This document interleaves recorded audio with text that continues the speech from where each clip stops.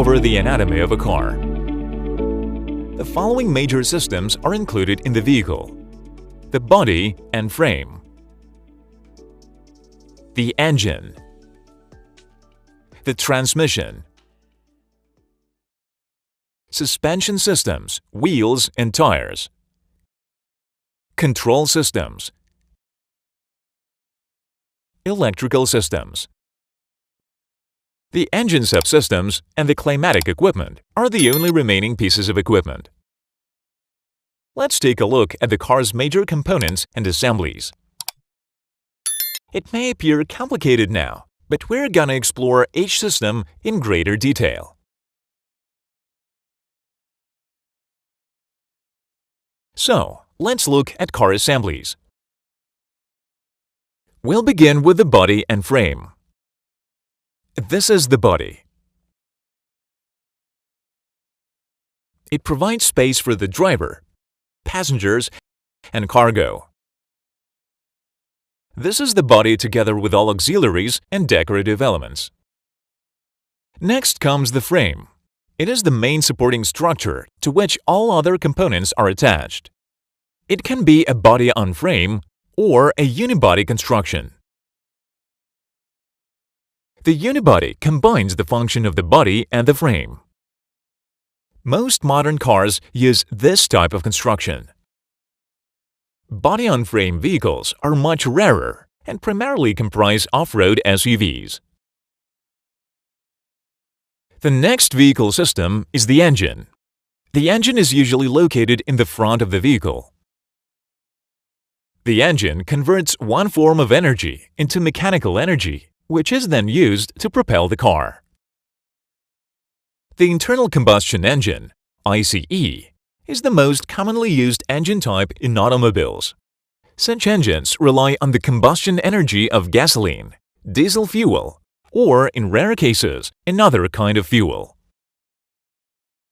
Electric and hybrid motors are also becoming increasingly popular. You can see a 4-cylinder, 16-valve gasoline internal combustion engine. This engine's operating cycle consists of 4 strokes: intake, compression, power, exhaust. The engine has numerous subsystems such as the intake system, exhaust system, fuel supply system, cooling system, and others. The internal combustion engine generates mechanical work, and the torque is then transferred to the transmission system via a flywheel. The transmission is the device that connects the engine to the drive wheels. It transfers, changes, and distributes torque to the drive wheels. Transmissions are classified based on the type of gearbox. The manual gearbox requires the driver to select and change gears by using a gear shift lever and a clutch pedal. In case of the automatic gearbox, to travel forwards, the driver only needs to shift the selector into the drive mode. Further gear changes do not necessitate driver intervention. The type of wheel drive is another significant distinction between transmission systems. You can now see a vehicle with front-wheel drive. Depending on the type of wheel drive, transmissions can have a variety of structures and compositions. A front-wheel drive manual transmission includes the following components: the clutch, manual gearbox, final drive and differential, and axle shafts. The clutch, final drive, and differential are all contained within the same housing as the gearbox. Now we can see how the engine and the transmission interact. The combination of the engine and the transmission system is called the powertrain. Rear-wheel drive is another type of wheel drive. Such transmission also include a propeller shaft. The final drive and differential are located on the drive axle, outside the gearbox housing. And this is an all-wheel drive transmission. In this case, torque is supplied to both axles, full-time or on demand. Its components also include a transfer case, which can be installed in the same housing as the gearbox. The differential, final drive, and propeller shaft are duplicated on the driving axles. Let's return to the front-wheel drive transmission and move on to the next systems. The suspension system, wheels, and tires help a vehicle move along a road and receive and absorb the impact from various bumps, making driving safer and more comfortable. First, let's take a quick look at the wheels and tires. Wheels can be made from a variety of materials and in a variety of styles. They are surrounded by tires, creating an air-filled chamber. Sometimes, tires are also equipped with an inner tube.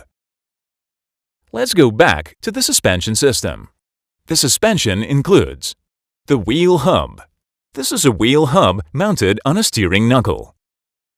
The spring, a coil spring in our case. Shock absorbers. Suspension links, arms, and beams.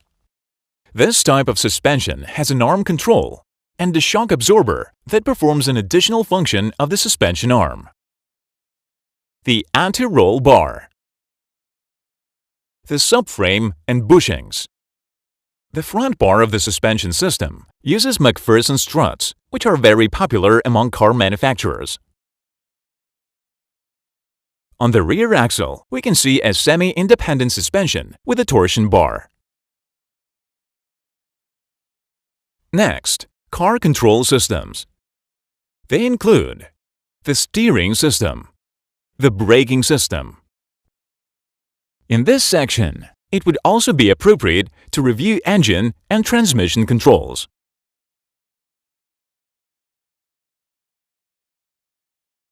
The steering system is required to change the direction of the car's movement. The braking system is required to slow down and stop the car, as well as to keep it in place. Engine control is used to alter the engine torque. This is an obsolete model with a mechanical throttle valve. Transmission control is required to temporarily disconnect the engine and the transmission and select the desired gear or the desired gearbox mode. Passing on to electrical equipment. Modern vehicles are inconceivable without electrical equipment. It stores, generates, transmits, and consumes electricity. An electrical equipment within a vehicle can be classified into a few categories: power sources, power consumers, electrical wiring, auxiliary elements. Power sources are the battery and the generator. Power consumers include various appliances that require electricity to operate, such as headlights, the starter motor, the engine control unit, and others. Electrical wiring connects various components of the electrical system. Auxiliary elements include relay and fuse boxes, as well as various buttons and switches. This concludes our review of the basic car components. If you want to learn more about the car's structure, see our next videos. Bye everyone!